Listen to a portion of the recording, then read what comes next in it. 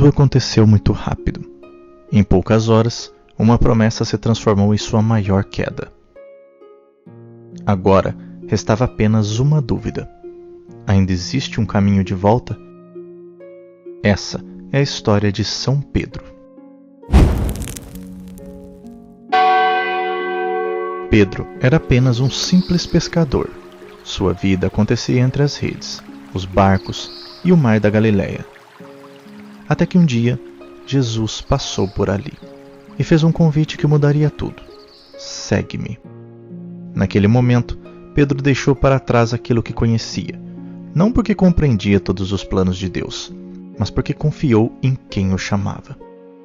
Nascia ali um novo sonho, não apenas o de seguir um mestre, mas o de dedicar toda a sua vida a Deus. Pedro amava Jesus. Disso ninguém podia duvidar. Chegou até mesmo a afirmar: ainda que todos te abandonem, eu jamais te abandonarei. Mas poucas horas depois, o medo falou mais alto. Diante de pessoas desconhecidas, Pedro negou conhecer Jesus. Uma vez, depois outra, e pela terceira vez. Então, o galo cantou. Tudo aconteceu exatamente como Cristo havia anunciado. Naquele momento, algo começou a corroer o coração de Pedro.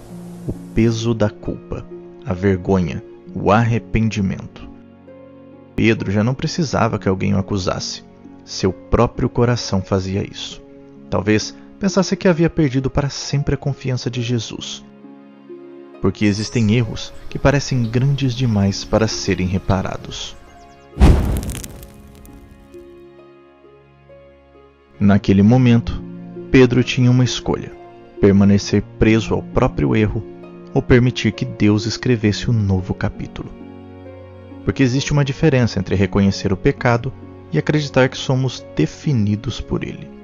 Pedro havia falhado, mas sua história ainda não havia terminado. Pedro precisou parar e refletir sobre tudo. Precisou então discernir, porque o arrependimento verdadeiro aproxima de Deus, mas a culpa sem esperança nos afasta dele.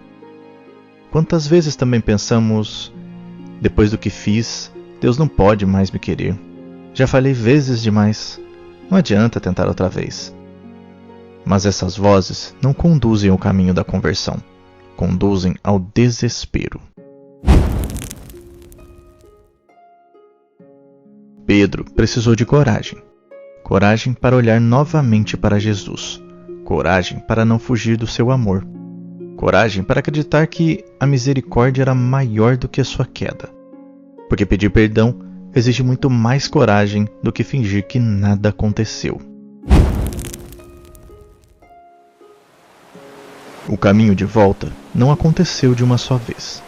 Foi um passo de cada vez, uma lágrima de cada vez, um encontro de cada vez, uma resposta de cada vez, até compreender que Deus não havia desistido dele.